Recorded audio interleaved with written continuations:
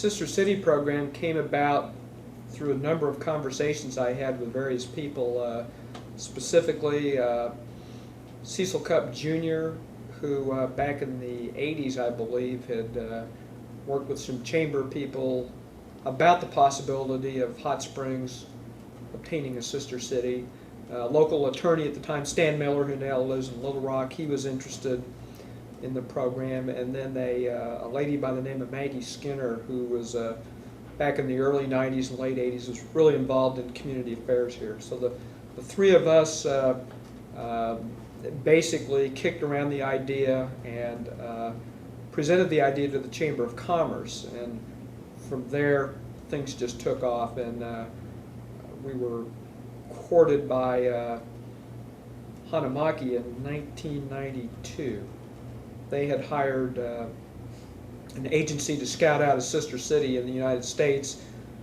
By then it was known in the sister city community that we were looking for a sister city, so they sent a delegation over in early 92, February I believe it was, and then we were invited over in September of 92. And it was a very formal visit. We were all caught off guard as to how important Hanamaki was taking this courting process, and so it was a very tense time. We're all very nervous, trying to be on our best behavior, and it's quite different from the last exchange we were on, where it's more relaxed and more a situation for me of going back to visit old friends. So that's been the evolution. Is just those of us involved with the program getting to know each other better and making new friends. After more than 13 hours in the air, the delegation from Hot Springs finally arrived at Tokyo's Narita International Airport.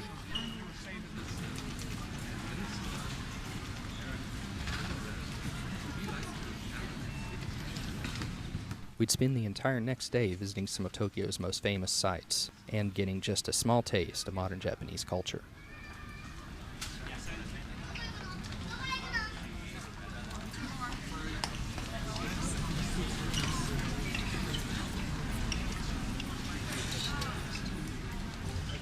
Tokyo is said to be nearly a match for New York City, both in size and energy. More than 12 million people live in this city, almost 10% of Japan's total population. For the 10th anniversary of the sister city relationship between Hot Springs and Hanamaki, 20 people made the trip from Hot Springs. From right to left are Dennis Smith, Ann Hare, Jay Cheshire, Rick and Margaret Henry, Elaine Jones, Sam Stanich, Ormel Sabo, Lance and Doris Hudnall, Bill Andrews, Susan Woolridge, Wiley Elliott, Mayor Mike Bush and his wife Ruby, Les Warren, Gwen and Cecil Cupp, and Rita Shapinski. And, of course, myself there at the bottom.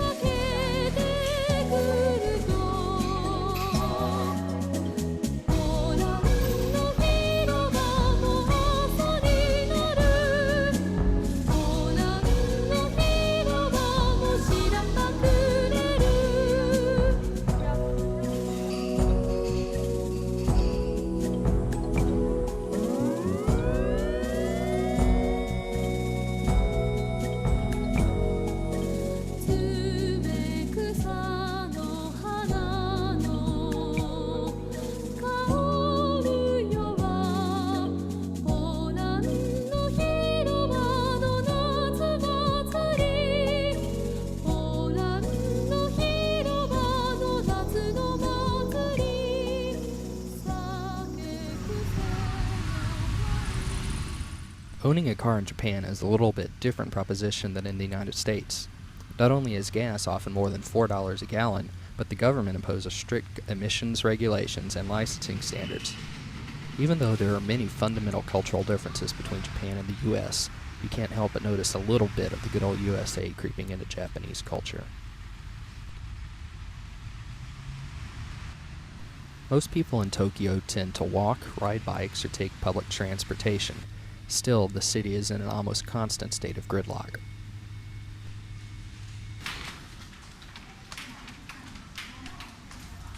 This is what morning rush hour looks like at Shinagawa Station. During Tokyo's rush hours, more than 5 million people use the city's public transportation. There are 13 subway and train lines, thousands of buses, and even more taxis. The trains get so full, special railway employees literally push passengers into the cars, packing them in like sardines in a can.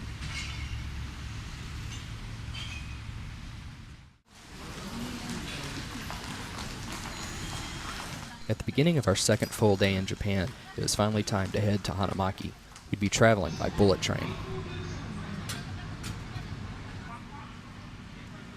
The bullet trains, or Shinkansen, connect Tokyo to almost every major city in Japan. The Tokaido line, which goes west to Osaka, was the world's first high-speed train line when completed in 1964. This is really a great way to travel. Although the view is often blocked by a retaining wall, you can still really get a good sense of the landscape. And at more than 200 miles per hour, there's no comparison to any other mode of land transportation.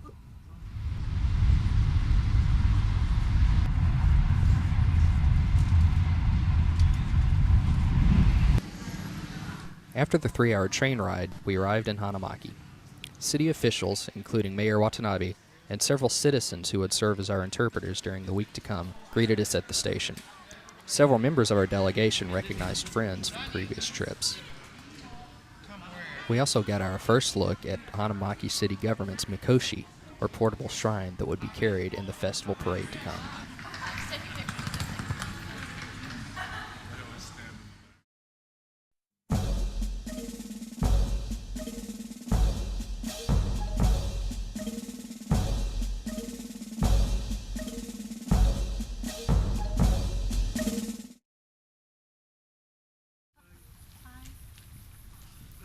After leaving the train station, we headed by bus to the Kenji Miyazawa Ihotov Center for a rundown of our itinerary and to formally meet our hosts and helpers.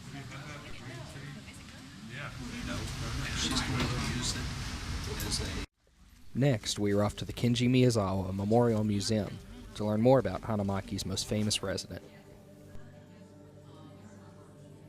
Kenji is one of Japan's most famous writers and poets. He was born and raised in Hanamaki and based most of his art around his love of the region. The name Ihotov, which is seen and heard all over Hanamaki, is essentially Kenji's dreamland, but based on the reality of Hanamaki in Iwate Prefecture. This world in which Kenji's imagination sprang to life existed far off in the Milky Way, another common theme in his work. Besides writing, music, and art, Kenji was also a scientist. A graduate of Morioka High School for Agriculture and Forestry, he spent a great deal of time studying geography, biology, and chemistry. He also became interested in physics and the work of Albert Einstein, which inspired his works dealing with space and alternate dimensions. After deciding against a career in the manufacturing of jewelry, he became a teacher. After only a few years, Kenji left his classroom and devoted the rest of his professional life to helping the poor farmers of the area. He spent the last years of his life educating the local farmers, as well as developing new fertilization and cultivation methods. He died in 1933 of tuberculosis. He was only 37 years old. It wasn't until 1934, a year after his death, that Kenji finally found recognition for his work. In his short lifetime, he created more than 800 poems, 500 children's stories, and more than 1,000 tanka poems, haikus, songs, plays, short stories, paintings, and garden designs. The unifying theme in all of Kenji's work is the relationship between humanity and nature. This theme is brought to life perfectly in the Daoramura, Kenji's dreamland. This modern park is a living, hands-on representation of Kenji's art.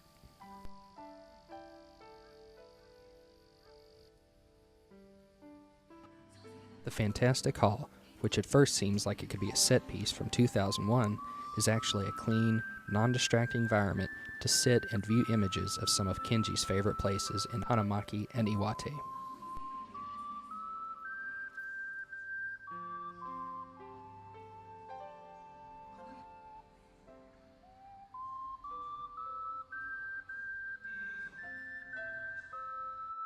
In the Sky Hall, it's as if you're looking down on Ihatov as you fly above.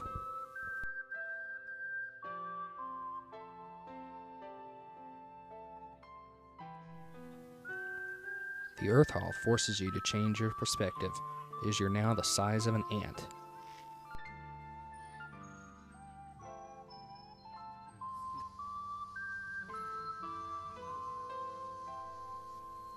Here, several small dioramas represent some of the characters and situations from Kenji's most famous works.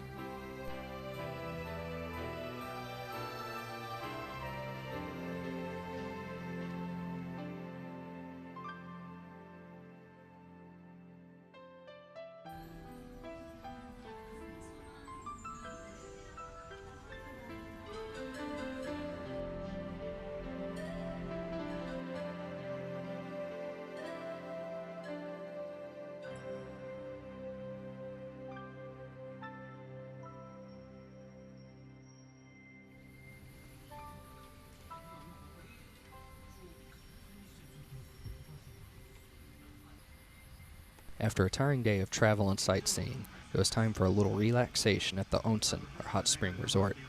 The September Grand Sumo tournament had just started in Tokyo and seemed to dominate the Japanese world of entertainment. 6 tournaments in 4 venues are held each year. Each tournament lasts for 15 days. Sumo is a very old sport, rich in history and tradition. In fact, the first written records mentioning sumo date back to the 8th century. The nice thing about watching sumo on television is that you don't even have to speak Japanese to enjoy it.